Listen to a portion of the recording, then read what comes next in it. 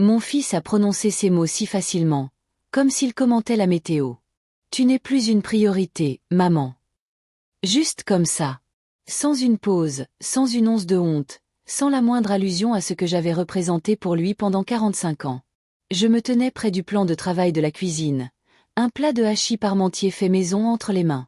Je l'avais préparé pour eux, pour lui, sa femme, les enfants. Le plat était encore chaud, et soudain, une lourdeur s'est abattue sur moi, non pas à cause de son poids, mais de son absurdité. Je ne savais plus quoi en faire. Ils ignoraient ma présence dans le couloir. J'étais entrée en utilisant mon double de clé, comme je l'avais toujours fait, une habitude ancrée dans des années de confiance et de proximité. J'avais encore cette clé, mais une intuition glaciale me soufflait que ce ne serait plus pour très longtemps. J'avais entendu des voix provenant du salon, des murmures bas et rapides, juste assez pour me faire marquer un temps d'arrêt, la main encore sur la poignée de la porte. « Ta mère est trop présente », disait Sandrine, sa voix tendue, presque stridente. Elle débarque à l'improviste, elle apporte de la nourriture qu'on ne lui a pas demandé. On dirait qu'elle veut s'installer chez nous. Un silence, puis la réponse de Jean-Philippe, mon fils. Je sais, mais je lui ai dit. Je lui ai dit qu'elle n'était plus une priorité. On a notre propre vie. Il faut qu'elle prenne ses distances. Pas une priorité. Les mots résonnaient dans le silence du couloir, se répercutant contre les murs de mon cœur. Je suis restée là quelques secondes, incertaine de la capacité de mes genoux à me soutenir. Pas trop occupée, pas débordée, juste pas une priorité. L'expression était si clinique, si dénuée d'émotion, qu'elle en devenait d'une violence inouïe. J'ai doucement rouvert la porte d'entrée et je suis ressortie, m'assurant qu'elle se referme derrière moi dans un déclic à peine audible. J'ai laissé le hachis parmentier sur le paillasson. Un cadeau anonyme, une offrande silencieuse à la famille que je pensais encore avoir quelques minutes plus tôt. Le trajet du retour s'est fait dans un silence de mort. Pas de musique, pas de radio, seulement le son de ma propre respiration, saccadée et fragile, et les grincements occasionnels de ma vieille Renault Espace. La même voiture que JP m'avait supplié de lui acheter 12 ans plus tôt pour ses études. Je l'avais fait, bien sûr. Ça, et tout le reste. De retour dans ma cuisine, le cœur de ma maison, je me suis préparé une tisane. La bouilloire a sifflé comme elle l'avait toujours fait. Rien n'avait changé dans ce décor familier, et pourtant, tout était irrémédiablement différent. Je me suis assise à la petite table ronde au bord ébréché et j'ai fixé le mur. Il était couvert de photos. JP à 4 ans, tout sourire, une fenêtre à la place des dents de devant. JP à la remise de son diplôme de lycée, moi à ses côtés, ma main agrippée à son épaule avec une fierté qui me submergeait. Nos vacances en famille à l'île de Ré en 1996. Des fragments d'une vie. Ma vie, mes moments, mes sacrifices, ma fierté. Je l'ai élevé seul. Son père est parti quand JP avait 10 ans. Je n'ai jamais blâmé le garçon, pas une seule fois.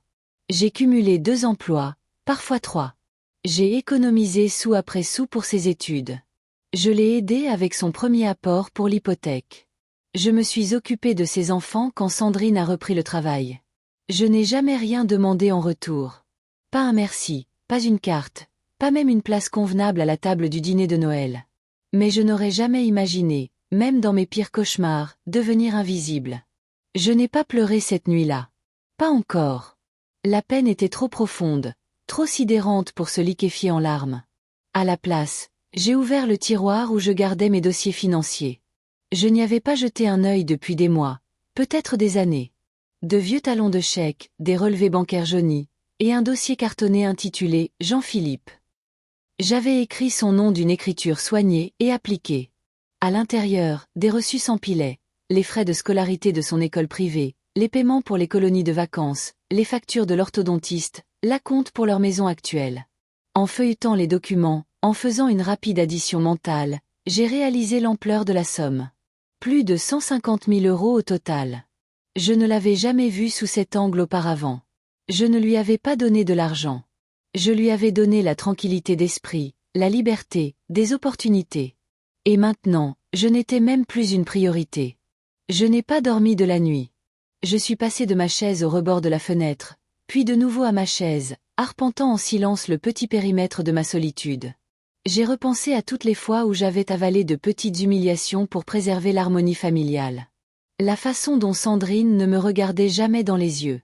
Le fait que les enfants ne connaissaient pas la date de mon anniversaire, à moins qu'une notification n'apparaisse sur Facebook. La manière dont JP ne m'avait pas serré dans ses bras correctement depuis des années, des étreintes devenues des formalités pressées. J'ai aussi pensé à mon testament. Ma maison était modeste mais entièrement payée. J'avais quelques placements qui restaient de mes années de travail au cabinet médical et de la pension de mon mari. Rien d'extravagant, mais assez pour faire une différence. Surtout pour des gens comme JP, qui avaient toujours un besoin, une urgence, un projet. Mais maintenant, je n'étais plus une priorité. Alors peut-être était-il temps que j'apporte quelques changements. Des changements discrets, comme ceux que j'avais toujours faits. Mais cette fois, ce ne serait pas pour eux. Ce serait pour moi. Je me suis réveillée tôt le lendemain matin, sans avoir besoin de réveil. Mon corps était agité, comme s'il n'avait pas oublié le choc de la veille. Les mots résonnaient de nouveau dans mon esprit avant même que mes pieds ne touchent le sol. Tu n'es plus une priorité. Je suis restée assise sur le bord du lit pendant un long moment, à regarder la lumière s'étirer sur le tapis. Ce genre de soleil matinal pâle qui me paraissait autrefois si paisible. Aujourd'hui, il ne faisait que révéler la poussière dans les coins et la minceur extrême de ma patience. J'ai fait du café.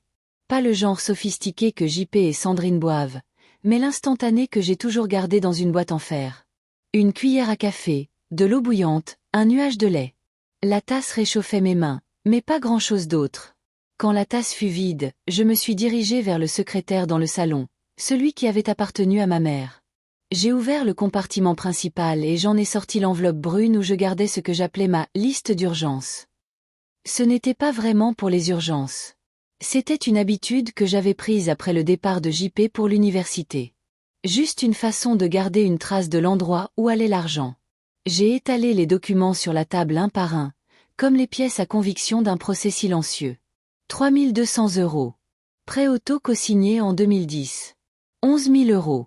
Cours de certification de Sandrine, payé en 3 fois. 7 850 €. Appareil dentaire pour Manon, leur aîné. 5 000 €.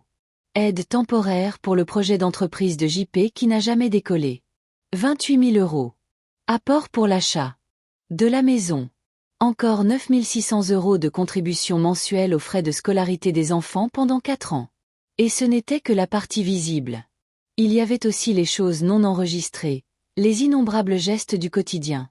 Les courses, les cartes essence, l'argent de poche, du Père Noël. À chaque fois, je m'étais dit, c'est ce que fait une famille. C'est à ça que ressemble l'amour. Mais l'amour, j'étais en train de l'apprendre, à une autre facette. Une que j'avais ignorée pendant trop longtemps. Le courrier est arrivé en milieu de matinée. J'ai entendu le cliquetis de la fente de la boîte aux lettres, et une pile d'enveloppes est tombée lourdement sur le sol. Parmi elles, une invitation brillante avec des lettres dorées. Vous êtes invité. Soirée de lancement de l'entreprise de Sandrine. Je ne savais pas si je devais en rire ou la déchirer en deux, alors je n'ai fait ni l'un ni l'autre. Je l'ai glissé sous le journal et je me suis éloignée. Vers midi, j'ai décidé de quitter la maison. J'avais besoin d'air. J'ai enfilé mes chaussures de marche et mon vieux cardigan beige et je me suis dirigée vers le parc. C'était calme, comme toujours. Quelques joggeurs, un couple promenant un chien, des canards traçant des chemins paresseux sur l'étang. Je me suis assise sur un banc où JP avait fait ses premiers pas. Je me suis souvenue de la façon dont il avait titubé en avant, les bras tendus, avant de s'effondrer dans mes bras en riant aux éclats. J'avais pleuré ce jour-là, submergée par la joie. Maintenant, assise au même endroit, je ressentais quelque chose qui ressemblait à du deuil. Je suis restée là plus d'1 heure. Quand je suis rentrée, j'ai appelé ma banque. La femme à l'autre bout du fil avait une voix claire et mécanique. Bonjour, Banque Riverland. Comment puis-je vous aider aujourd'hui? Oui, dis-je calmement. Mon nom est Colette Dubois. J'aimerais parler à quelqu'un pour suspendre mes virements automatiques et revoir la procuration sur mes comptes. Il y eut une pause. Certainement, Madame Dubois. Un instant, s'il vous plaît. 1 minute plus tard, un homme nommé Monsieur Lambert prit la ligne. Il me posa quelques questions de sécurité, puis confirma poliment. Oui, je vois plusieurs virements mensuels vers le foyer de votre fils. Charges, contributions aux frais de scolarité, une police d'assurance. Il les énuméra comme des articles sur une liste de courses. J'aimerais qu'ils soient tous suspendus, dis-je immédiatement. Suspendus, répéta-t-il. Tous. Oui, absolument tous. Il hésita. Avez-vous besoin de temps pour reconsidérer? Nous pouvons programmer. Non, l'interrompis-je doucement. J'y ai réfléchi pendant des années. Je ne fais qu'agir maintenant. Compris, dit-il. Nous allons initier la suspension aujourd'hui, en attente de votre signature à l'agence. Merci, monsieur Lambert. Il resta silencieux un moment, puis ajouta. Madame Dubois, est-ce que tout va bien? J'esquissai un petit sourire. Oui. Je crois que pour la première fois depuis longtemps, tout va bien. Quand j'ai raccroché, la maison m'a semblé différente. Pas vide, pas encore paisible, mais quelque chose avait changé. Je me suis préparé un déjeuner, un simple sandwich et une pomme, et je l'ai mangé à la table où j'avais autrefois organisé des dîners de Noël pour 12 personnes. Je me suis souvenu des rires, des couronnes en papier, de JP découpant la dinde comme s'il était le maître de maison. J'ai laissé les souvenirs remonter, puis je les ai laissés partir. Ce soir-là, j'ai sorti le dossier intitulé « Testament et succession ». Je l'ai posé sur le bureau, l'ai ouvert et j'ai pris un stylo.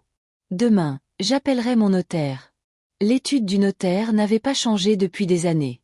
Les mêmes murs lambrisés, les mêmes diplômes encadrés, la même horloge au-dessus de la porte qui rendait chaque silence plus long. Maître Gérard Moreau s'occupait de mes affaires depuis avant même que JP ne se marie. C'était un homme posé, du genre à ne sourire que lorsqu'il le pensait vraiment et à ne pas poser plus de questions que nécessaire. Je voudrais mettre à jour mon testament, dis-je en posant le dossier sur son bureau. Il l'ouvrit lentement, hochant la tête. Y a-t-il quelque chose de spécifique que vous aimeriez changer? Oui. Je veux retirer mon fils comme bénéficiaire principal et je veux créer une fiducie pour ma petite fille, Lucie. Il interrompit sa prise de notes, puis leva les yeux. Est-ce une décision récente? Je souris faiblement. Elle se prépare depuis longtemps. Je n'avais juste pas trouvé le courage de l'affronter. Maître Moreau ne posa pas d'autres questions. Au lieu de cela, il m'exposa les options, parlant de sa voix mesurée. Nous avons discuté des fiducies révocables et irrévocables, des clauses viagères, des détails de contingence. C'était clinique, mais j'en étais reconnaissante. Il y avait quelque chose dans le fait d'être traitée comme une cliente plutôt que comme une vieille femme pitoyable qui rendait l'air plus facile à respirer. Pendant que nous travaillions sur les documents, mon esprit dériva vers Lucie. 18 ans au printemps dernier. Toujours gentille, toujours attentionnée. Elle était la seule à venir me voir sans qu'on le lui demande. Elle apportait des livres, s'asseyait sur le canapé avec les genoux repliés sous elle comme un chat, et écoutait quand je parlais. Écoutait vraiment. Je lui avais donné un jour un médaillon en argent qui avait appartenu à ma mère. Elle ne l'avait pas enlevé depuis. À la fin de la réunion, Maître Moreau rassembla les documents en une pile nette. Tout sera finalisé d'ici une semaine, dit-il. Et je mettrai également à jour la procuration. Oui, hochai-je la tête. Retirez Jean-Philippe. Il hésita de nouveau. Vous en êtes certaine? J'en suis certaine. Quand j'ai quitté l'étude, le soleil avait baissé dans le ciel, projetant de longues ombres sur le trottoir. J'ai marché lentement jusqu'au coin de la rue, je me suis arrêté à la boulangerie et je me suis acheté une petite tartelette aux pêches. C'était presque idiot, mais je n'avais rien acheté juste pour moi depuis des années. À la maison, j'ai préparé une tisane et je me suis assise sur le perron. La tartelette était sucrée et feuilletée, et je l'ai mangée lentement, en regardant la rue où des enfants passaient à vélo par deux. L'espace d'un instant, je me suis sentie à nouveau femme, pas seulement une mère, une grand-mère ou une source d'argent et d'aide. Juste Colette, une personne avec un nom et une voix. Le téléphone a sonné vers 18 heures. J'ai reconnu le numéro avant de décrocher. JP. Salut, maman, dit-il.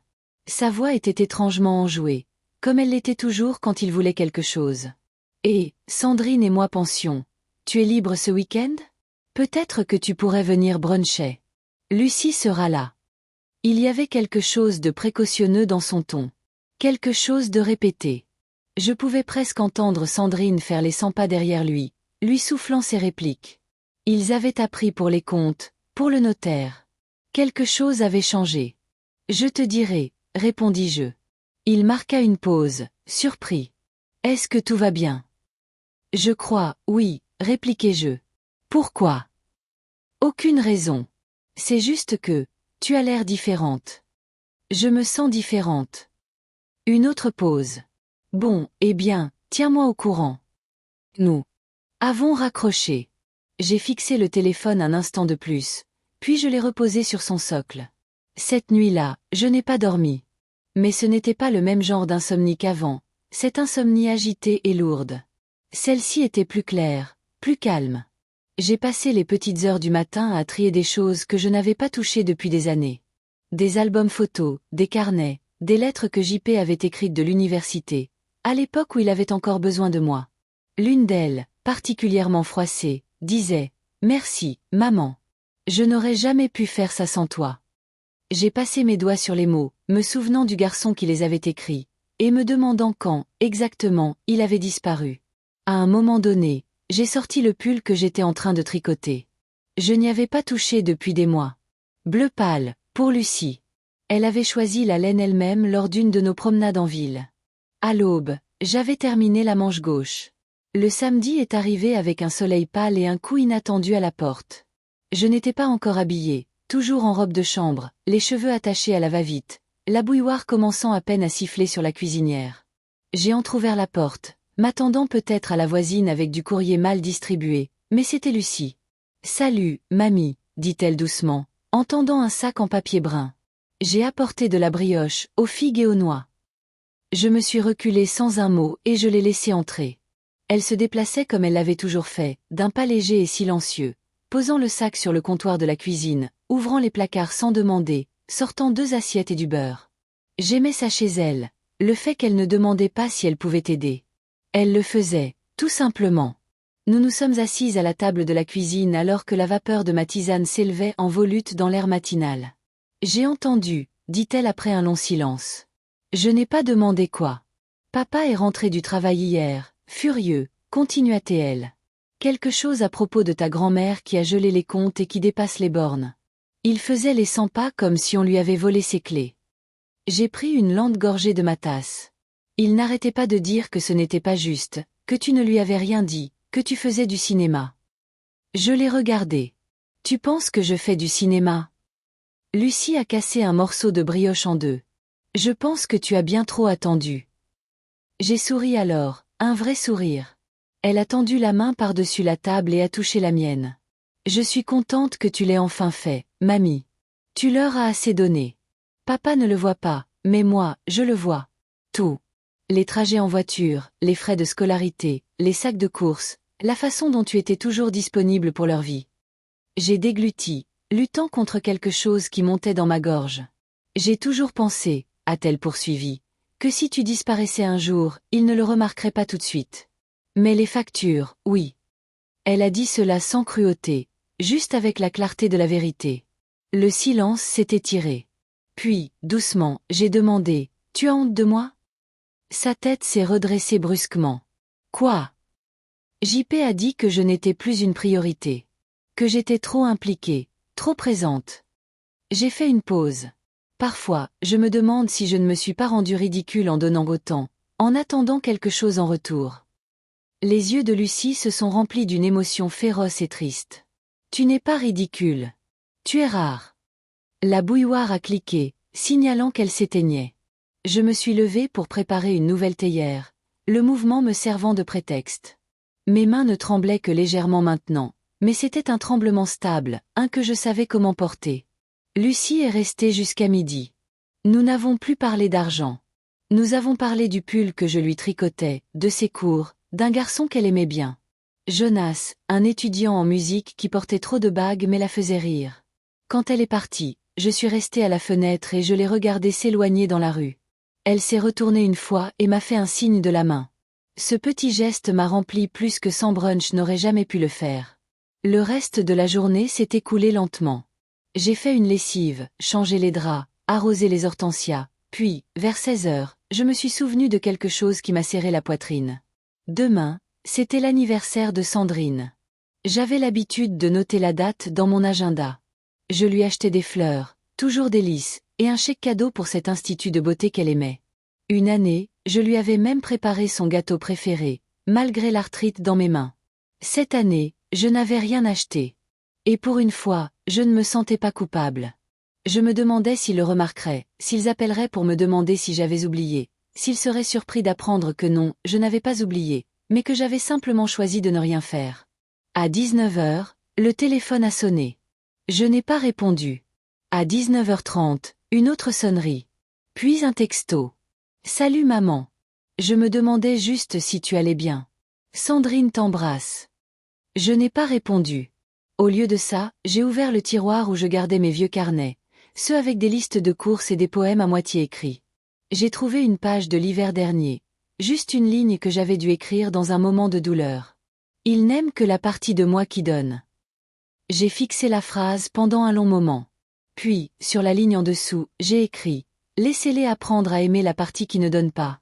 Le dimanche matin a commencé avec une brise transportant l'odeur de l'herbe coupée à travers la fenêtre ouverte. Je me tenais pieds nus dans la cuisine, coupant lentement une pomme en tranches. La maison était silencieuse. Si silencieuse qu'elle semblait écouter ma respiration. Ce silence m'avait autrefois effrayé. Maintenant, il ressemblait à une page blanche. À midi, j'avais reçu 3 autres textos de JP. Maman, as-tu reçu mon message? Sandrine se demande si tu vas bien. Appelle quand tu auras un moment, s'il te plaît. Pas une seule mention de son anniversaire. Juste une vague inquiétude, suspicieusement opportune, comme si elle s'alignait sur une prise de conscience financière. À 14h15, la sonnette a retenti. Je n'attendais personne. J'ai interrompu mon balayage, mon balai toujours à la main. J'ai regardé par le Judas. C'était JP. Je n'ai pas hésité. J'ai ouvert la porte. Il se tenait là avec un étrange mélange d'assurance et de malaise, portant son pull du week-end et ce froncement de sourcils qu'il avait depuis l'enfance quand il répétait des répliques dans sa tête. « Salut », dit-il. « Salut ». J'étais dans le coin. Bien sûr qu'il l'était. Je me suis écarté. « Entre ». Il est entré comme quelqu'un qui connaît l'espace, mais qui ne s'y sent plus tout à fait chez lui. Ses yeux ont balayé la cuisine, puis le couloir, comme pour chercher des signes de désordre ou de drame. « Tu as été silencieuse ces derniers temps », dit-il en s'asseyant à la table de la salle à manger. J'avais beaucoup de choses à penser. Il s'est éclairci la gorge. « Écoute, si c'est à propos de ce que j'ai dit. »« Ça l'est, » l'interrompis-je. Doucement. « Mais pas seulement ça. » Il a cligné des yeux. « C'est à propos d'années à donner, » continuai-je. « À être présente, à payer, à organiser, à me plier en 4 pour être utile, et à me voir disparaître lentement dans le processus. » Il s'est adossé, les bras croisés lâchement. Pas encore sur la défensive, mais pas ouvert non plus. Je ne l'ai pas fait pour qu'on me doive quelque chose, dis-je. Mais je pensais que quelque part, au fond, l'amour me ferait une place. JP a baissé les yeux vers la table. Un petit éclat dans le bois a attiré son regard. Sandrine a été tendue, marmonna-t-il. Ça a été une année difficile. Et je comprends ça. J'ai compris ça chaque année depuis ta naissance. Sa mâchoire s'est crispée. JP, dis-je, quand tu as dit à Sandrine que je n'étais pas une priorité, tu n'as pas dit quelque chose de nouveau. Tu as nommé une vérité qui grandissait entre nous depuis longtemps. Il n'a pas parlé. Je me suis penchée en avant, les coudes reposant doucement sur la table. Tu voulais savoir pourquoi les comptes ont été gelés, pourquoi les paiements ont cessé. C'est parce que j'avais besoin de découvrir quelle partie de notre relation existait sans eux. Il a levé les yeux à ce moment-là. Ses yeux étaient incertains. Et ? Demanda-t-il doucement. J'ai souri, sans amertume, mais sans chaleur non plus. Nous sommes sur le point de le découvrir. Nous sommes restés en silence. Le genre de silence qui n'est pas gênant, juste plein. Lourdes choses que nous n'avions pas dites depuis des années. Lucie m'a dit que tu avais changé ton testament. Oui. Il a hoché la tête lentement, un long souffle quittant sa poitrine. Et tu lui as donné la fiducie. Oui. Une autre pause. Elle est jeune, dit-il. Elle ne sait pas à quel point tout ça est compliqué. Elle en sait assez pour être là. Elle en sait assez pour me demander comment je vais sans rien demander en retour. Je pouvais voir sa bouche tressaillir comme s'il voulait argumenter mais ne trouvait pas de terrain solide. Il s'est levé brusquement, repoussant sa chaise. D'accord, dit-il. Je voulais juste dire que je ne le pensais pas de la façon dont ça a sonné. JP, dis-je doucement. Si. Tu le pensais. Il m'a regardé alors, non pas comme un enfant regarde un parent, mais comme un homme regarde une personne qu'il ne comprend pas tout à fait. Je t'appellerai, dit-il. Tu dis toujours ça. Il a hésité à la porte. Je peux toujours passer. Bien sûr. En tant que mon fils. Pas en tant que ma charge. Il a hoché la tête une fois, et il est parti. Quand la porte s'est refermée derrière lui, je me suis laissée aller à rester assise, immobile, pendant un long moment. Ma tisane avait refroidi sur le comptoir. Je ne l'ai pas réchauffée. La visite n'avait pas fait aussi mal que je le craignais, mais elle n'avait rien guéri non plus. Elle avait simplement clarifié. Plus tard dans la soirée, j'ai pris une page blanche dans mon carnet et j'ai écrit « Il y a des blessures qui ne saignent pas. Elles ne font que vous remodeler. » Le lundi, je suis restée à la maison. Pas parce que j'étais fatiguée, même si je l'étais. Pas parce que j'avais des corvées, même si j'en avais. Je suis restée à la maison parce que je voulais savoir ce que l'on ressentait dans le calme quand il n'était pas forcé. Il a plu ce matin-là. Une pluie régulière et purifiante. Le genre de pluie qui vous donne envie d'allumer une bougie sans raison. C'est exactement ce que j'ai fait. Une bougie à la cannelle, sortie d'un tiroir que j'ouvrais rarement. J'ai préparé une tisane, non par habitude, mais par choix, et je me suis assise près de la fenêtre avec mon tricot sur les genoux. Le pull pour Lucie était presque terminé. Il ne restait que l'ourlet et les boutons. À midi, j'ai vérifié la boîte aux lettres. C'était surtout une habitude. Des factures, des prospectus, une publicité pour la réparation de toiture, puis une enveloppe bleu pâle sans adresse de retour. À l'intérieur, une carte pliée, unie à l'extérieur. À l'intérieur, l'écriture de Sandrine. Colette, j'apprécierais une conversation lorsque vous serez prête au sujet des décisions récentes. Je crois que des malentendus ont causé des dommages. J'espère que nous pourrons réparer les choses. Sandrine.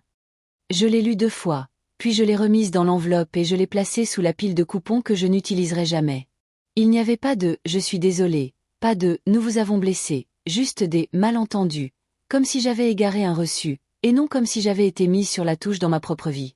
En milieu d'après-midi, le téléphone a sonné. Pas JP, pas Sandrine. Lucie. Salut, mamie, dit-elle.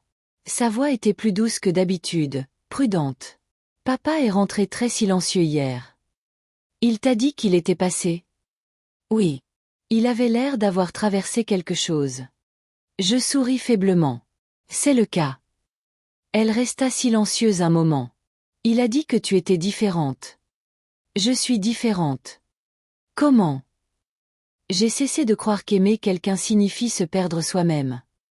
Lucie fut de nouveau silencieuse, puis dit lentement, « Je suis contente que tu ne te sois pas perdue pour moi. » J'ai laissé cela s'installer entre nous pendant un long souffle. Après avoir raccroché, je suis retournée dans le salon. Il faisait de plus en plus sombre, les nuages étaient épais et argentés. J'ai allumé une autre bougie, j'ai entrouvert les fenêtres et j'ai laissé la brise apporter l'odeur du bitume mouillé et des pins. J'ai pensé aux mots de Sandrine, au silence de JP, à la façon dont certaines personnes s'excusent avec des mots et d'autres laissent simplement la porte entr'ouverte en attendant. Mais je n'attendais plus. Au lieu de cela, j'ai trouvé l'enveloppe Kraft de Maître Moreau, mon notaire. Les documents de la fiducie étaient là, certifiés conformes, définitifs. Je les ai tenus un moment, non pas comme une arme, mais comme un bouclier. J'avais quelque chose à moi maintenant. Pas seulement de l'argent, mais des limites, une direction. Un nouveau chapitre qui ne commençait pas par les besoins de quelqu'un d'autre. Cette nuit-là, j'ai sorti une vieille boîte à chaussures du haut du placard. Elle contenait toutes les lettres que j'avais écrites et jamais envoyées. La plupart à JP, quelques-unes à moi-même. Une adressée à « celle que j'étais avant tout ». J'en ai lu une de 2012. JP venait de contracter une 2e hypothèque. J'avais couvert les frais. La lettre était courte. J'espère que cela aide. Je sais que tu essaies. Je veux juste que tu saches que je te vois. Je me souviens encore du temps où tu ne savais pas faire tes lacets. Je suis fière de toi, toujours. Maman. Je l'ai replié, en pressant fermement les bords. Je n'étais pas désolée d'avoir donné, mais j'en avais fini de croire que le don devait être sans fin. Ce soir-là, j'ai écrit une nouvelle lettre, à la femme qui avait traversé l'épreuve. Tu n'as jamais été juste une mère. Tu as été une bâtisseuse, une guérisseuse, une boussole. Ils ont oublié, mais pas toi. Et maintenant, tu te souviens. Que cela suffise. Je l'ai placée dans la boîte, au-dessus de toutes les autres. Puis j'ai éteint les lumières, je me suis assise près de la fenêtre ouverte et j'ai écouté la pluie. Le mardi matin a apporté un calme étrange. Pas le silence. Il y avait des oiseaux dehors, le bourdonnement lointain d'une tondeuse dans la rue voisine, le tic-tac habituel de l'horloge du couloir, mais une sorte de quiétude différente à l'intérieur de moi. Pas de la tristesse, pas de l'engourdissement, juste un calme qui venait du fait de n'avoir plus d'illusions à perdre. J'ai passé la majeure partie de la matinée dans la véranda. C'était toujours mon endroit préféré, même quand personne d'autre ne semblait s'en soucier. Les fenêtres donnent sur le jardin arrière, et le jardin que j'entretenais autrefois avec tant de soin était devenu sauvage ces dernières années. JP disait toujours qu'on engagerait quelqu'un pour s'en occuper. Il ne l'a jamais fait. En vérité, je le préférais maintenant. Envahi par la végétation, indiscipliné, libre. J'étais en train de tailler les feuilles mortes d'une fougère en pot quand la sonnette a de nouveau retenti. Pas JP, pas Lucie. Sandrine. J'ai ouvert la porte sans expression. Elle se tenait là, dans un blazer marine et des chaussures qui semblaient chères et inconfortables. Elle tenait un sac en papier blanc dans une main. « J'ai apporté de la brioche, dit-elle. De cette boulangerie que vous aimiez bien. » Je me suis écartée. Elle est entrée lentement, prudemment, comme quelqu'un qui entre dans un musée. Ses yeux ont balayé la maison, non pas pour juger, mais pour observer. Cela faisait probablement 3 ans depuis sa dernière visite. « Je ne suis pas venue pour me disputer, » dit-elle en posant le sac sur le comptoir de la cuisine. J'ai juste pensé qu'on pourrait peut-être parler. Je n'ai pas offert de tisane. Je ne lui ai pas demandé de s'asseoir. Elle s'est éclaircie la gorge. JP a été contrarié. Je pense qu'il essaie, mais il ne sait pas toujours comment s'y prendre. J'ai hoché la tête. Moi non plus, certains jours. Sandrine a hésité. J'ai lu votre note. Celle dans les documents du testament. Lucie me l'a montrée. Cela m'a surprise. Je ne savais pas qu'elle. Elle m'a demandé de la lire, dit Sandrine rapidement. Elle a dit que j'en avais besoin. Nous sommes restés en silence. Elle semblait plus petite que d'habitude. Ou peut-être que c'était moi qui ne me rapetissais plus. Je sais que je ne vous ai pas fait sentir la bienvenue, dit-elle après un moment. Je n'ai jamais été douée pour ça. Je n'ai pas grandi avec la proximité. Je n'ai jamais su comment partager l'espace avec quelqu'un qui n'attend rien. Je n'attendais rien au début, dis-je. Juste d'être incluse. Sandrine a baissé les yeux. C'est juste. Elle a fouillé dans son sac et en a sorti un morceau de papier plié, une note de son écriture. J'ai écrit ça hier soir. Pas parce que je pense qu'une lettre arrange tout, mais j'ai pensé que vous méritiez peut-être de me voir essayer. J'ai pris la note et je l'ai posée sur la table sans l'ouvrir. Pas par froideur, mais parce que je n'étais pas encore prête à la croire. Peut-être plus tard. Je suis désolée, ajouta-t-elle, la voix plus fine maintenant, pour toutes les petites façons dont je vous ai fait sentir diminuer. Cela est resté avec moi. Pour toutes les petites façons. Elle est partie discrètement après ça. Pas d'accolade, pas de promesse, juste une sortie silencieuse et un regard rapide, presque craintif, par-dessus son épaule, comme si elle n'était pas sûre que je la rappelle ou que je la laisse partir. Je ne l'ai pas rappelée. Mais je suis restée assise à la table, à fixer sa note pendant un long moment. Plus tard dans la journée, Lucie est revenue. Elle n'a pas mentionné la visite de Sandrine. Au lieu de ça, elle a sorti un livre et a commencé à lire à voix haute pendant que je terminais le dernier point de son pull. Au coucher du soleil, l'ourlet était terminé. Je n'ai jamais eu quelque chose fait juste pour moi, dit-elle en l'enfilant. Il était un peu ample, comme elle aimait. Elle a fait un tour sur elle-même devant le miroir du couloir. On dirait que quelqu'un m'a aimé. C'est le cas, dis-je doucement. Elle m'a serré dans ses bras alors, pas poliment, pas brièvement, mais pleinement, comme si je n'étais pas quelqu'un de fragile, mais quelqu'un de solide. Quand elle est partie, j'ai finalement ouvert la lettre de Sandrine. Elle n'était pas longue, juste quelques lignes écrites de son écriture soignée. Je crois que j'ai eu peur de vous. Peur d'avoir besoin de vous.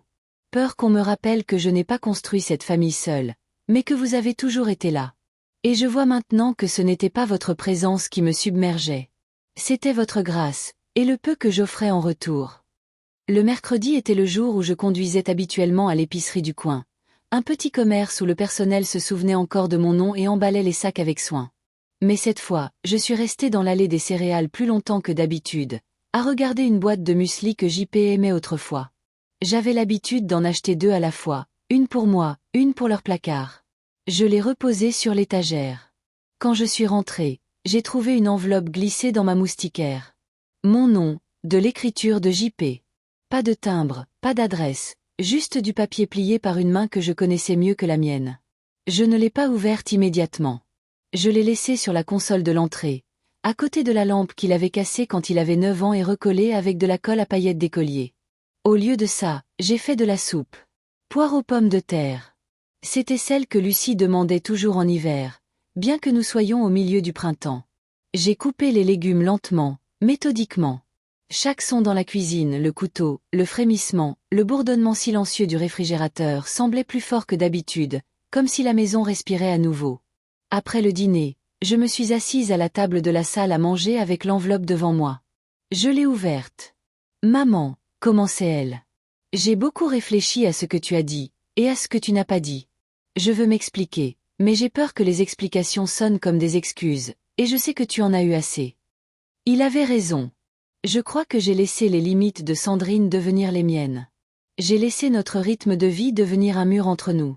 Je me suis dit que je te protégeais des tensions, mais en réalité, je ne faisais que préserver mon propre confort. Je t'ai abandonné sur ce point. Une partie de moi, encore petite, encore meurtrie, a voulu pleurer à ces mots, mais je ne l'ai pas fait. Être ton fils me manque. Je veux dire, vraiment être ton fils. Pas seulement la personne qui appelle 2 fois par mois ou qui se présente quand il a besoin d'aide. J'ai repensé à quand j'étais petit et à quel point je me sentais en sécurité avec toi. Cette sécurité ne venait pas de l'argent ou des repas. Elle venait du fait que tu ne retenais jamais rien. Ni ton temps, ni ton inquiétude, ni ton amour. Et moi, en retour, je t'ai tout refusé. Cette phrase m'a arrêtée. Je l'ai relue. Je veux reconstruire quelque chose avec toi. Je ne sais pas comment, mais si tu me laisses faire, j'aimerais essayer. Non pas parce que je veux récupérer ce que j'ai perdu, mais parce que je veux apprendre à donner comme tu l'as fait. Même s'il est tard. La lettre se terminait là. Pas de signature. Pas de « je t'aime, JP ». Juste cette seule phrase, même s'il est tard. J'ai soigneusement plié la lettre et je l'ai placée dans la boîte à chaussures avec les autres. Non pas pour l'enterrer, mais pour la garder près de moi. Cela n'effaçait pas le passé, mais cela signifiait que le silence pouvait enfin commencer à se fissurer. Cette nuit-là, j'ai rêvé du jardin tel qu'il était autrefois. JP a 7 ans, chassant les lucioles. Lucie, plus petite dans une robe à poche, applaudissant quand l'une d'elles se posait sur sa paume. Je me tenais sur le perron, à regarder. Il n'y avait pas de clôture, juste de l'herbe, de la lumière et une brise qui ne piquait pas. Quand je me suis réveillée, l'air était encore chaud, et je n'avais plus peur d'espérer. Le jeudi après-midi a apporté une visiteuse inattendue. Je pliais du linge dans le bureau quand j'ai entendu frapper. 2 coups secs, puis un plus doux, comme quelqu'un qui n'est pas sûr de devoir être là. J'ai ouvert la porte, m'attendant à Lucie, ou peut-être même de nouveau à JP. Mais c'était ma voisine, Myriam.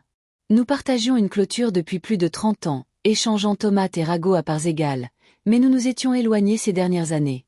Je ne pense pas que nous ayons eu une vraie conversation depuis le décès de son mari. J'ai vu quelqu'un glisser une lettre dans ta portière, dit-elle en entrant sans attendre. Ça n'avait pas l'air d'être une publicité. Ce n'en était pas une, répondis-je en lui faisant signe de passer à la cuisine. Elle s'est assise à la table comme si elle n'avait jamais cessé de le faire, posant ses coudes sur le bois usé. Ses yeux étaient toujours vifs, bien que ses cheveux soient devenus plus blancs que les miens. Alors, demanda-t-elle. Je lui ai versé une tisane. Alors quoi? Est-ce qu'il s'est excusé? J'ai haussé un sourcil. Tu savais. Myriam a reniflé. Colette, nous avons toutes les deux vécu assez longtemps pour remarquer les façons dont nos enfants cessent de nous regarder. Ils cessent d'avoir besoin de nous. Oui, mais pire, ils cessent de nous respecter. C'est plus difficile à supporter. Je me suis assise en face d'elle, me sentant soudain comme une enfant de 12 ans, sermonnée par quelqu'un qui en savait plus. Je ne te l'ai jamais dit, continua-t-elle. Mais mon fils m'a un jour demandé de vendre ma maison et de déménager dans une résidence adaptée à mon âge. Il a dit que ce serait plus facile pour tout le monde. Tu sais ce que j'ai dit? J'ai secoué la tête. Je t'ai torché le derrière pendant 3 ans. Tu peux bien me laisser mourir dans ma propre maison. Elle a souri, Imperturbable. Il n'en a plus jamais parlé. J'ai ri. Le premier rire plein depuis des jours. Il semblait étrange sur mon visage. Elle s'est penchée en avant, sa voix plus douce maintenant. Tu as fait ce qu'il fallait faire. Quoi que ce soit, tu l'as fait. Je l'ai vu dans tes yeux. Tu ne te rapetisses plus. J'ai senti quelque chose se stabiliser en moi. Une confirmation. Non pas que j'avais raison, mais que j'étais réelle, vue, pas ridicule, pas dramatique, juste une femme qui reprenait enfin pied dans sa propre vie. Après le départ de Myriam, j'ai enfilé un cardigan et je suis sortie dans le jardin. Il était envahi par la végétation, oui, mais certaines parties fleurissaient encore. Je me suis agenouillée lentement, mes genoux protestants, et j'ai dégagé une parcelle d'herbe folle autour des lys. Ils étaient têtus, ces fleurs. Revenant année après année, peu importe à quel point ils étaient négligés. J'étais en train de brosser la terre de mes paumes quand j'ai vu Lucie debout près de la clôture. « Besoin d'aide » a-t-elle crié. Elle a franchi le portail sans attendre de réponse, portant 2 tasses de limonade. Nous nous sommes assises sur les marches du perron, moites de l'air printanier, regardant la lumière s'étirer longuement sur la pelouse. « Papa m'a dit que tu avais lu la lettre », dit-elle tranquillement. J'ai hoché la tête. Elle n'a pas demandé ce que j'en pensais. Elle a juste attendu. Il essaie, ai-je finalement dit. Je ne sais pas si c'est assez, mais c'est plus que rien. Lucie a tourné sa tasse entre ses mains. Parfois, les gens commencent tard. Ça ne veut pas dire qu'ils ne devraient pas avoir le droit de commencer. Je l'ai regardée. Elle avait cette même inclinaison de tête que JP avait à son âge. Ce mélange de doute et d'espoir. Ai-je trop donné? Ai-je demandé, plus au ciel qu'à elle. Lucie n'a pas répondu tout de suite. Puis, lentement, tu as donné ce que tu avais. Ce n'est pas la même chose que de donner trop. Nous sommes restées assises là jusqu'à ce que le soleil baisse. Avant de partir, Lucie m'a embrassée sur la joue et a dit « Tu es mon modèle, mamie ». Et d'une manière ou d'une autre, cela importait plus que tout ce que j'avais entendu toute la semaine. Le vendredi a commencé comme la plupart des jours. Tisane, mots croisés, des pantoufles que je refusais de remplacer. Mais quelque chose semblait différent. L'air dans la maison était plus léger. Ou peut-être que c'était juste moi. Je n'avais pas bien dormi, mais je ne me sentais pas fatiguée. Il y avait quelque chose sous ma peau qui bourdonnait comme un courant silencieux. De l'anticipation, peut-être.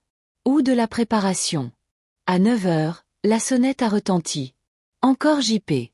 Il se tenait là avec un sourire prudent, tenant un sac en papier. « Café et muffins », dit-il. « De l'endroit sur la place que tu aimais bien. »« Tu t'en es souvenu », dis-je. Il a grimacé un peu. Lucie me l'a rappelé. Je l'ai laissé entrer. Il se déplaçait plus lentement cette fois, comme s'il faisait attention à ne pas s'imposer. Il a jeté un coup d'œil aux meubles comme s'ils avaient pu changer depuis sa dernière visite. Ils n'avaient pas changé, mais quelque chose en lui, si. J'ai réfléchi, dit-il alors que nous nous asseyions, à ce que tu as dû ressentir ces dernières années. Je ne l'ai pas interrompu. Il avait besoin de le dire à sa manière. Je crois que je t'ai prise pour acquise, continua-t-il. Peut-être que je pensais que tu serais toujours là, et peut-être que je ne voulais pas affronter à quel point j'avais encore besoin de toi. Il fit une pause.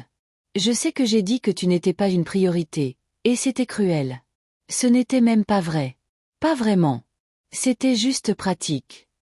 Je l'ai regardé. Vraiment regardé. Il n'était pas le garçon que j'avais élevé, mais il n'était pas non plus tout à fait l'homme dont je m'étais éloignée. Quelque part entre les deux, essayant de choisir qui il voulait être. Je veux commencer à être présent, dit-il. Pas pour l'argent, pas quand les choses s'effondrent, juste parce que tu comptes pour moi. Je n'ai pas répondu tout de suite. J'ai cassé le muffin en 2. Citron pavot, celui que je préparais le dimanche quand il était petit. Tu ne peux pas faire un discours et effacer la dernière décennie, dis-je doucement. Je sais. Mais tu peux te montrer à nouveau. Discrètement, à plusieurs reprises. C'est comme ça que la confiance se reconstruit. Il a hoché la tête. Ses yeux étaient brillants. Je lui ai versé une tisane. C'était la première fois que je le faisais depuis des années sans me sentir obligée. Nous avons passé le reste de la matinée à parler de tout et de rien. Le nouveau chien du voisin, une fuite de toit qu'il réparait enfin, le projet de Lucie de postuler en master. Des choses ordinaires, des choses douces. Alors qu'il partait, il s'est arrêté à la porte. Je sais que tu as changé le testament, dit-il. J'ai rencontré son regard. Je ne suis pas venu te demander de le changer à nouveau. J'ai haussé un sourcil. Je suis venu demander si un jour, quand tu seras prête, nous pourrions parler de ce que cela signifie de mériter une place dedans. Cela m'a stupéfié plus que n'importe quelle excuse n'aurait pu le faire. Plus tard, je me suis assise à mon bureau et j'ai ouvert le tiroir qui contenait les documents mis à jour. Je ne les ai pas touchés. J'ai juste regardé le dossier, puis je l'ai refermé. Ce soir-là, j'ai préparé le dîner pour une personne, mais j'ai mis 2 couverts. Non pas parce que j'attendais quelqu'un, mais parce que je ne me rapetissais plus pour m'adapter à une chaise vide. Le samedi est arrivé avec du soleil et des chants d'oiseaux, le genre de matin qui passait autrefois inaperçu. Je me suis assise sur le perron arrière avec mon café, enveloppée dans le châle bleu que je n'avais pas porté depuis les funérailles d'Henri. Je l'avais gardé enfoui au fond d'un tiroir pendant des années, comme si la douceur était quelque chose que je n'étais plus autorisée à ressentir. Mais aujourd'hui, j'en avais envie. Je voulais sentir le poids de quelque chose qui m'avait autrefois soutenue dans le chagrin. Et maintenant, silencieusement, me soutenait à travers autre chose. Vers 10 heures, Lucie est arrivée. Elle portait une petite boîte en carton. Des photos, dit-elle en souriant. On fait un diaporama pour mon projet de fin d'année, et je me suis dit que tu avais peut-être les meilleurs. Je l'ai laissée entrer, et nous nous sommes assises en tailleur sur le sol du salon, comme si elle avait de nouveau 6 ans. Elle a ouvert la boîte et a commencé à trier. Moi tenant JP bébé. JP dans un costume d'Halloween trop grand pour lui. Henri en jean taché de peinture près du vieil abri de jardin.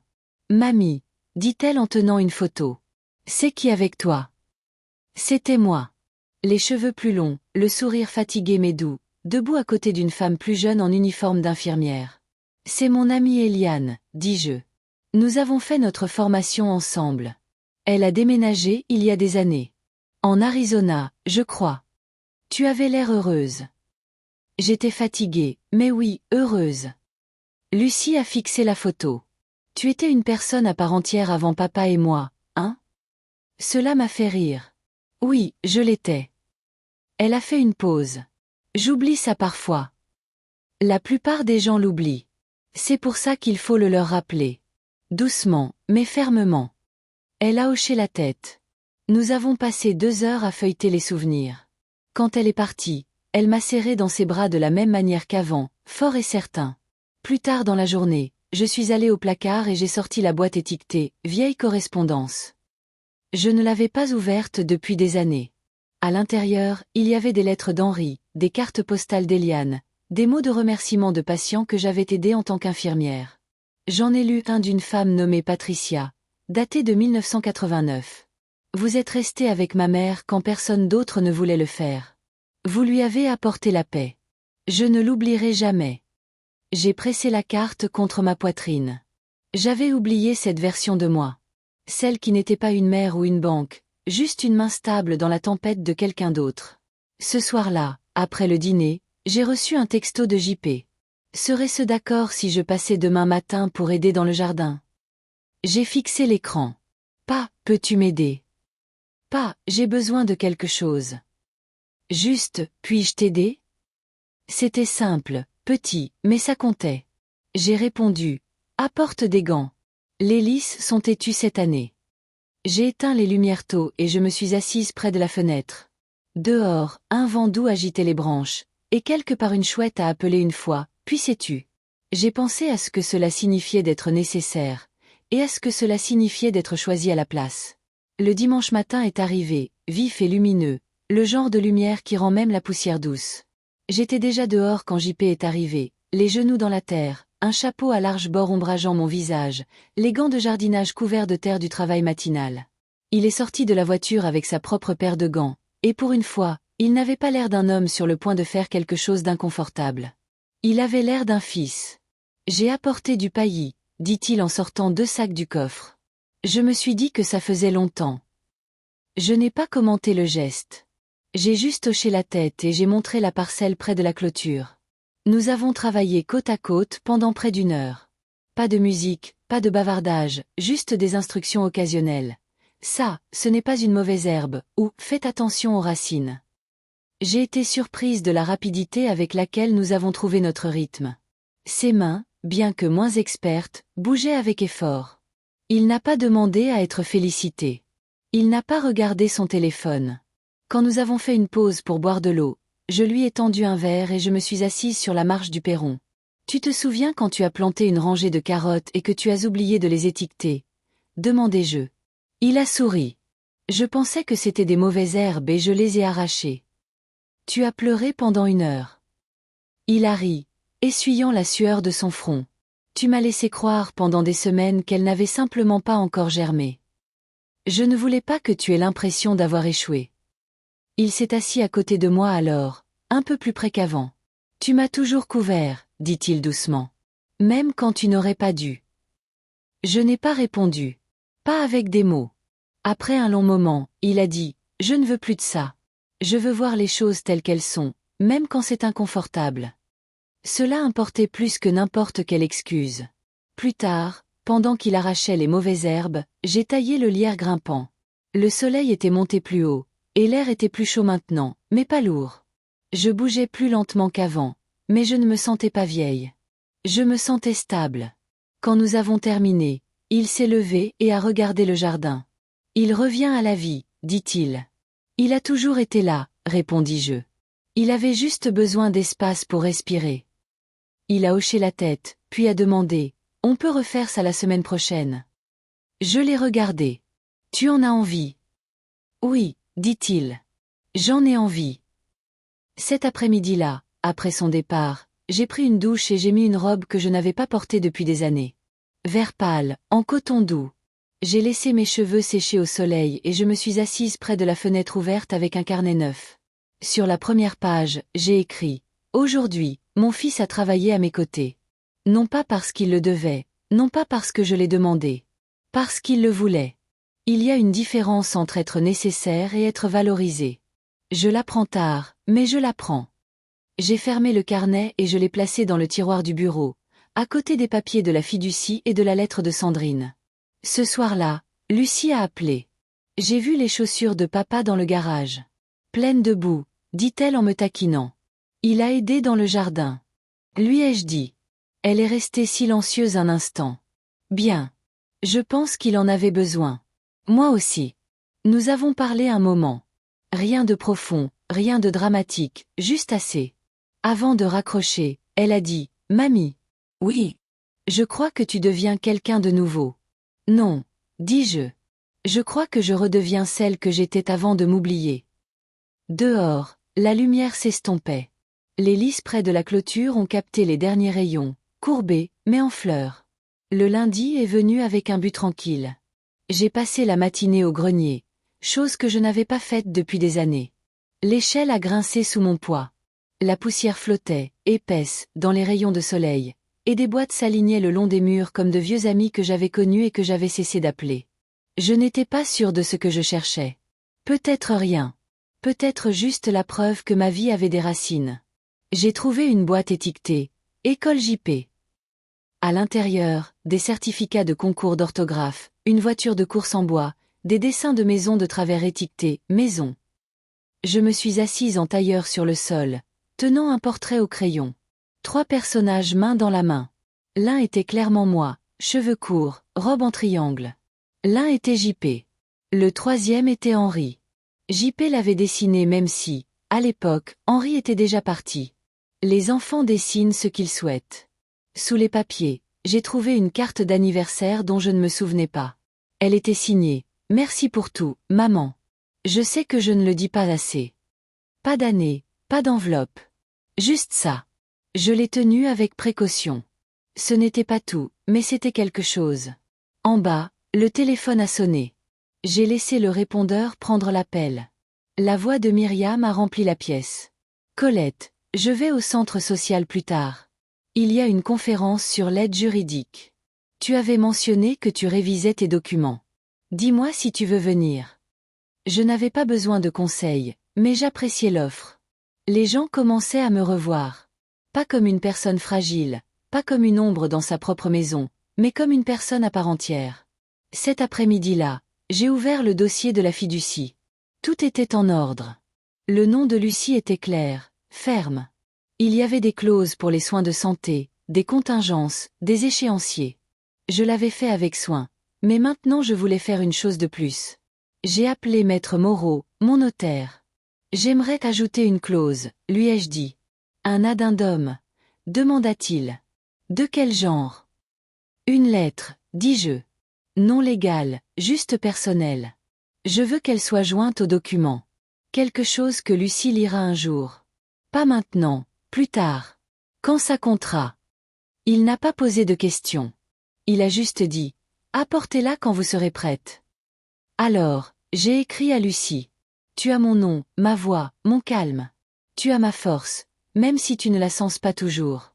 Je veux que tu saches que rien de tout cela, cette maison, ce choix, cet héritage n'est destiné à te peser. C'est destiné à te rappeler que tu as toujours été celle qui m'a vue entière. Quand les autres prenaient des morceaux, tu es restée douce.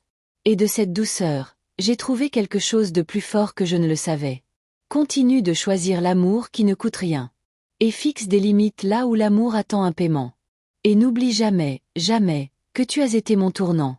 Non pas parce que je t'ai donné, mais parce que tu as donné en retour. J'ai signé de mon nom complet. Pas mamie, pas maman. Juste moi. Cette nuit-là, je me suis de nouveau assise près de la fenêtre. Pas de bougie cette fois. Pas de stylo. Juste le son du vent dans les arbres et un sentiment que je n'avais pas eu depuis des années. Comme si j'étais prête, non pas à lâcher prise, mais à avancer. Dehors, le jardin poussait, sauvage et vert, exactement comme je l'aimais. Un peu emmêlé, un peu têtu, mais vivant.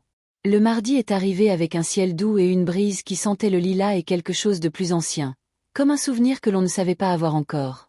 Je me suis réveillée tôt, non pas par agitation, mais par quelque chose de plus calme, une disposition d'esprit. Je n'avais rien à faire. Et pourtant, je me suis habillée avec soin. Une jupe longue, un chemisier pâle, de petites boucles d'oreilles que je n'avais pas portées depuis la remise de diplôme de collège de Lucie. Je sirotais un café près de la fenêtre quand la sonnette a retenti. Pas une visite cette fois, une livraison. Une petite boîte avec mon nom et pas de mots. Je l'ai rentrée, je l'ai posée sur la table, je l'ai ouverte lentement. À l'intérieur, il y avait une photo encadrée. JP, peut-être 10 ans, assis sur mes genoux. Nous étions tous les deux en plein rire, un vrai rire, pas posé. Je ne me souvenais pas que la photo avait été prise, mais je me souvenais du moment, de la façon dont il se penchait contre moi comme s'il croyait encore que je pouvais tout arranger. Il y avait autre chose sous le cadre. Un morceau de papier plié. Je l'ai déplié. J'ai trouvé ça dans un tiroir que je n'avais pas touché depuis des années. Je voulais que tu l'aies. Pas parce que ça rattrape quoi que ce soit, juste parce que c'est réel. Et je pense que nous avons tous les deux besoin de réel. Pas de signature. Juste ça. Je suis restée assise un long moment avec cette photo sur mes genoux, mes doigts recroquevillés autour du cadre comme s'ils pouvaient se briser. Je n'ai pas pleuré, mais mon souffle s'est coupé une fois, et je l'ai laissé faire. Plus tard dans la journée, j'ai décidé de préparer le dîner. Non pas parce que quelqu'un venait, non pas pour prouver quoi que ce soit, juste pour le plaisir de le faire. J'ai fait rôtir un poulet, j'ai fait des biscuits maison, j'ai même sorti les confitures du fond de l'étagère que je gardais depuis des années. La maison sentait comme si quelque chose de chaud était en train de guérir. À 17 heures, le téléphone a sonné. Salut, dit JP. Lucie et moi nous demandions. Est-ce que ce serait d'accord si on passait juste un petit moment? On ne restera pas longtemps. J'ai regardé les 2 couverts sur la table, puis la cocotte sur le feu. Vous resterez pour le dîner, dis-je. J'en ai fait trop. Il y eut une pause. Puis, d'accord. Merci. Ils sont arrivés 1 heure plus tard, portant chacun quelque chose. JP avait un panier d'herbes fraîches. Lucie m'a apporté un carnet et me l'a tendu. J'ai commencé à écrire sur toi, dit-elle, les joues légèrement roses. Pas comme un personnage. Comme une présence. Une constante. Je ne savais pas quoi dire, alors je l'ai juste tenu. Le dîner était simple, calme, bon.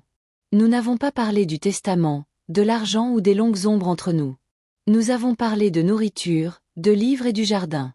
JP a demandé comment j'obtenais des biscuits si légers. Je lui ai dit que c'était juste du beurre froid et ne pas trop réfléchir. Après, Lucie a aidé à faire la vaisselle, en fredonnant doucement. JP est sorti sur le perron. Quand je l'ai rejoint, il se tenait les mains dans les poches, regardant le jardin. Tu penses parfois, dit-il, Que nous avons peut-être tous les deux oublié comment nous tendre la main. Je n'ai pas répondu tout de suite. Puis, nous n'avons pas oublié. Nous étions juste fatigués de tendre la main sans qu'elle soit prise. Il a hoché la tête lentement. Je veux être meilleur à ça. Tu le es, JP. Tu commences à l'être.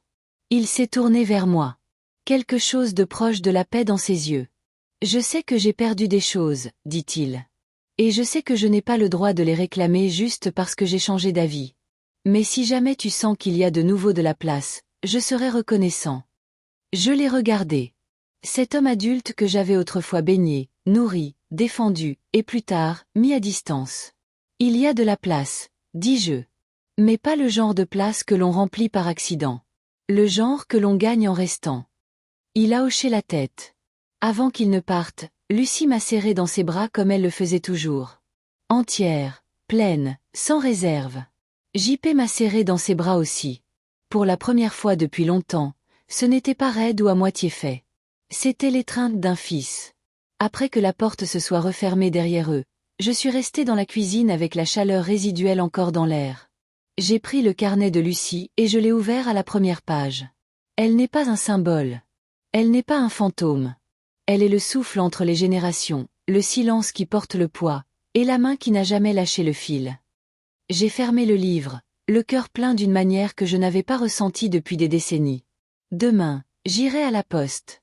J'avais une lettre pour Maître Moreau.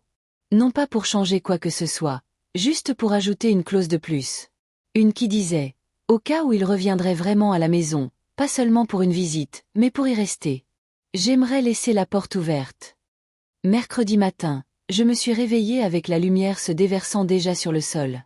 Pas de réveil, pas de plan, juste une respiration complète et le rythme régulier de mes propres pas alors que je me déplaçais dans la maison. J'ai ouvert les fenêtres. J'ai changé le linge de lit. J'ai arrosé les lys. Cela ressemblait à une cérémonie, bien que personne d'autre ne l'aurait vu de cette façon. En milieu de matinée, j'ai marché jusqu'à la poste avec la lettre pour Maître Moreau. Un ajustement final au document. Non pas pour changer le testament, mais pour l'élargir, pour reconnaître quelque chose de vivant. Pas le pardon, pas un retour en arrière. Juste une possibilité. Le guichetier était jeune, souriant, et m'a demandé si j'avais besoin d'un suivi. Je lui ai dit non, que tout n'avait pas besoin d'être surveillé. Certaines choses, on les envoie simplement et on a confiance qu'elles arriveront. Sur le chemin du retour, je me suis arrêtée au café du coin. Je ne m'y étais pas assise depuis des années. La serveuse ne m'a pas reconnue, mais elle a souri gentiment quand j'ai commandé. J'ai pris ma tisane à l'extérieur, assise sous l'auvent vert délavé, et j'ai regardé le monde passer. À la table voisine, 2 femmes de mon âge parlaient tranquillement. L'une d'elles a mentionné sa fille, l'autre son genou douloureux. J'ai écouté, non pas parce que je voulais espionner, mais parce que le son de femmes plus âgées occupant l'espace sans s'excuser me semblait être quelque chose de sacré. Quand je suis rentrée, j'ai enfilé des vêtements de jardinage et je suis sortie. La cour était maintenant en fleurs, pas de manière ordonnée, pas parfaitement, mais pleinement. Les hortensias avaient éclaté. Les lys se balançaient dans la brise comme s'ils avaient attendu que quelqu'un les remarque. Je me suis agenouillée à côté d'eux et j'ai plongé mes mains dans la terre. J'ai pensé aux années que j'avais données et aux façons dont j'avais été effacée. J'ai pensé au silence que j'avais avalé, au dîner que j'avais préparé pour des gens qui ne disaient pas merci, au moment où j'attendais près d'un téléphone qui ne sonnait jamais. Et puis j'ai pensé à Lucie, à son rire, à son carnet, à sa présence silencieuse. J'ai pensé à JP, non pas comme le garçon que j'avais élevé, mais comme l'homme qu'il essayait de devenir. Et j'ai pensé à moi, non pas comme un personnage secondaire, non pas comme une obligation, mais comme une femme qui s'était réappropriée dans le 2e acte de sa vie. Le soleil était chaud sur mon dos. Je ne me sentais pas vieille. Je me sentais enracinée. Cet après-midi-là, j'ai fait un gâteau, juste un simple gâteau à la vanille. Je l'ai glacé avec ce que j'avais. Rien de sophistiqué. J'ai écrit un seul mot sur le dessus, non pas avec du glaçage, mais avec une seule ligne de myrtille. Encore. Parce que j'étais encore là, encore en devenir, encore suffisante. Ce soir-là, j'ai mis la table pour une personne. Non pas par solitude, mais par célébration. J'ai allumé une bougie. J'ai servi une part. Et j'ai écrit une dernière chose dans mon carnet. Il arrive un moment où l'on cesse de demander à être vu et où l'on commence à se voir soi-même. Je ne suis la seconde pensée de personne. Je ne suis pas la musique de fond de l'histoire de quelqu'un d'autre. Je suis la voix qui a continué à chanter quand la pièce est devenue silencieuse. À quiconque lit ceci, s'il vous oublie, souvenez-vous de vous-même. S'il ne vous aime que lorsque vous êtes utile, prenez du recul. Si vous avez versé dans les autres jusqu'à être vide, asseyez-vous, reposez-vous, remplissez-vous. Il n'est pas trop tard. Vous n'êtes pas trop. Vous n'avez pas terminé. Vous êtes encore. Et si cette histoire a touché quelque chose de vrai en vous, partagez-la. Envoyez-la à la femme qui a besoin de se souvenir de qui elle est. Laissez un commentaire. Taguez une amie. Permettez à quelqu'un d'autre de se sentir vu. Parce que peut-être qu'ils sont restés silencieux pendant trop longtemps. Et peut-être qu'aujourd'hui est le jour où ils recommencent.